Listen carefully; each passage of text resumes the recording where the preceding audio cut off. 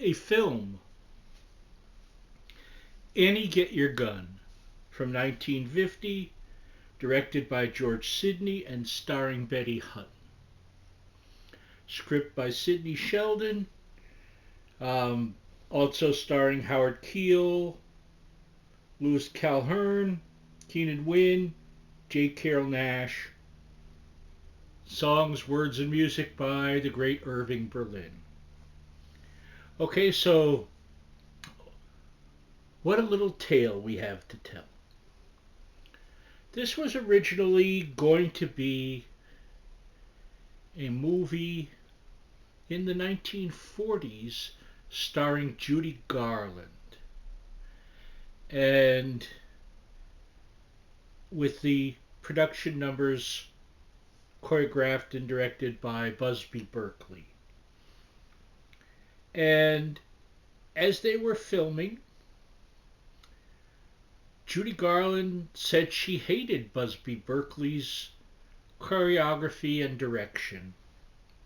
And so she went to the head of the studio and said, I want him gone. And so they fired him and replaced him with Charles Walters. And by the time we got to filming there, Judy Garland would sometimes show up really perilously late and sometimes just not at all.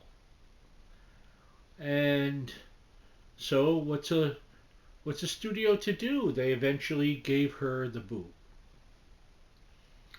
So they still want to do the film. It's got great songs. It's a great story.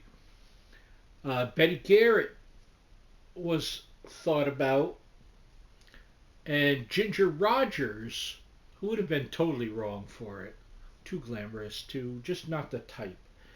She wanted to be in, and they told her pretty much that you're too glamorous. This isn't the role for you. The other person who lobbied for it and got it was the wonderful Betty Hutton. I love Betty Hutton.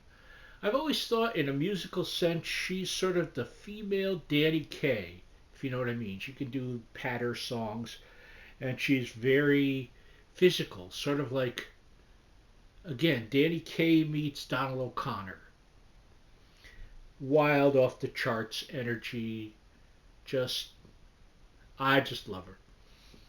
So she's finally cast, and I found out, come to tell, she was treated very badly on the set by the whole cast and crew because they wanted it to be Judy Garland.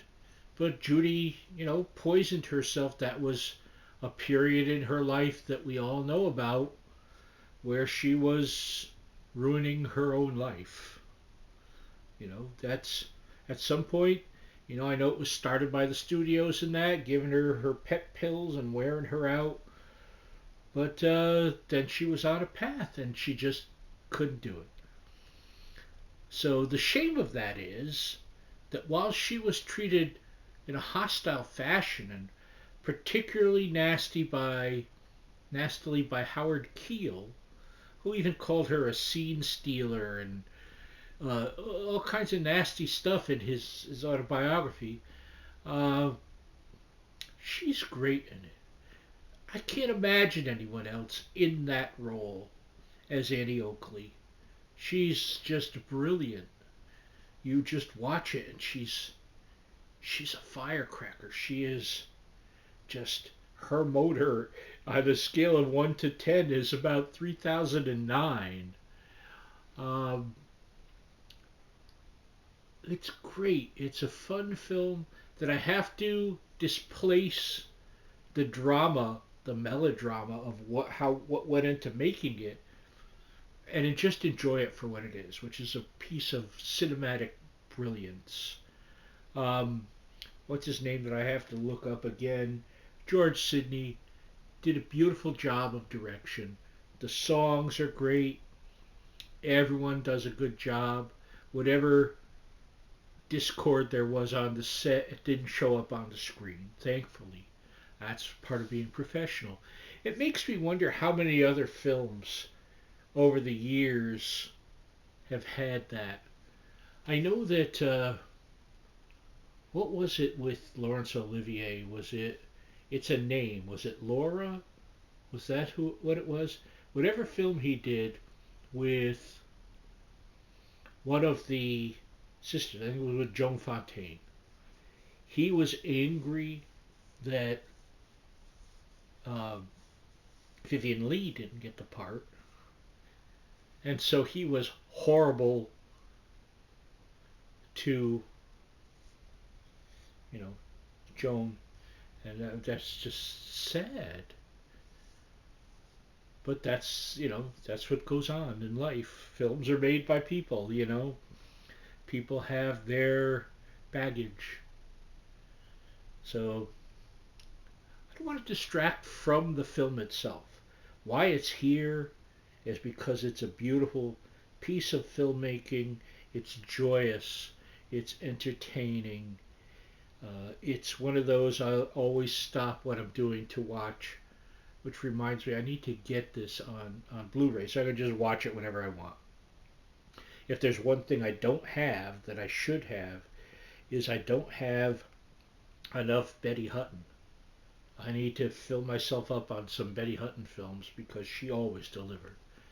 So, with all of that aside, here you go. Watch Annie Oakley, the best shot in the world, certainly the best shot in the West.